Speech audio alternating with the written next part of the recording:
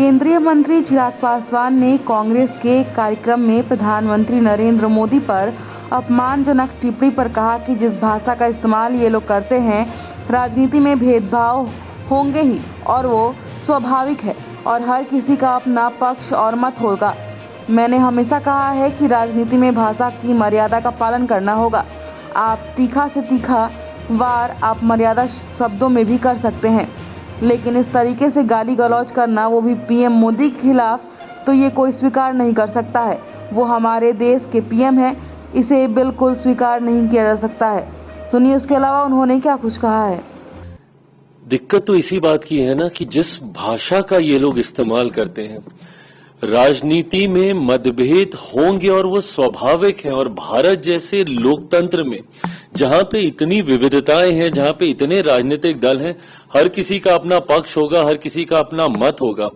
पर अगर मतभेद की परिभाषा शब्दों की मर्यादा को गिराना है तो ये कतई भारत जैसे लोकतंत्र के लिए उचित नहीं है और मैं कतई इसको स्वीकार नहीं करता हूं। मैंने हमेशा कहा है कि राजनीति में भाषा की मर्यादा का पालन करना होगा और भारतीय भाषाओं की खूबसूरती है भैया। इतना बढ़िया शब्दकोश है भारत की हर भाषाओं के पास कि आप बड़े से बड़े विवादित विषय को बड़े से तीखा वार आप मर्यादित शब्दों में कर सकते हैं।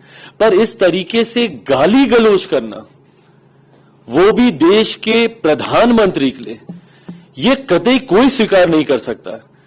भाई मेरे प्रधानमंत्री हैं, वो हमारे देश के प्रधानमंत्री हैं। वो अगर आपको उनके किसी विषय को लेकर ऐतराज भी है तो आप अपने पक्ष को रखिए ना, पर मर्यादित होकर उस पक्ष को रखिए।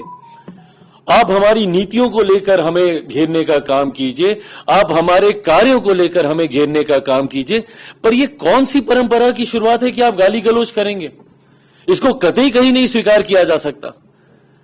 और कांग्रेस जैसी पार्टी जो कि देश की सबसे पुरानी पार्टियों में से एक है, कांग्रेस जैसी पार्टियों के रहते हुए इस तरीके की भाषा का इस्तेमाल किया जा रहा है। और किस तरीके का गाली गलौज, मतलब ये गली में नुक्कड़ के गुंडे ऐसी भाषा का इस्तेमाल नहीं करते।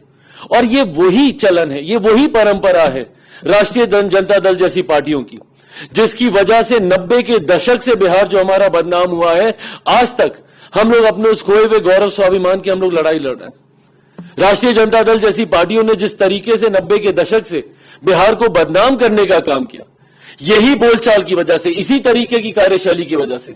सोचिए, ये इनके कार्यकर्ता हैं जो प्रधानमंत्री के लिए मां बहन की गालियों का इस्तेमाल कर रहे हैं। ये कार्यकर्ता हैं कि ये गुंडे हैं आपके भैया। और ये वही लोग हैं जिन्होंने 90 के दशक में किस तरीके से अपराध, हत्या, लूटमार, डकैती, बलात्कार जैसी घटनाओं को चरम सीमा पर ये लोग लेकर गए थे। जो व्यक्ति गाली गलौज खुलेआम खुले मन से कर सकता है, राजनीतिक दल के वरिष्ठ नेताओं के सामने कर सकता है, वो सोचिए वो अपने घर में, गांव देहात गांव में जाके वो क्या कर रहा होगा। किस तरीके की राजनीति राष्ट्रीय जनता दल और कांग्रेस जैसी पार्टियां करना चाह रहे हैं। और जब चुनाव आता है, इस तरीके से भाषा की मर्यादा को ये लोग गिराने का काम करते हैं।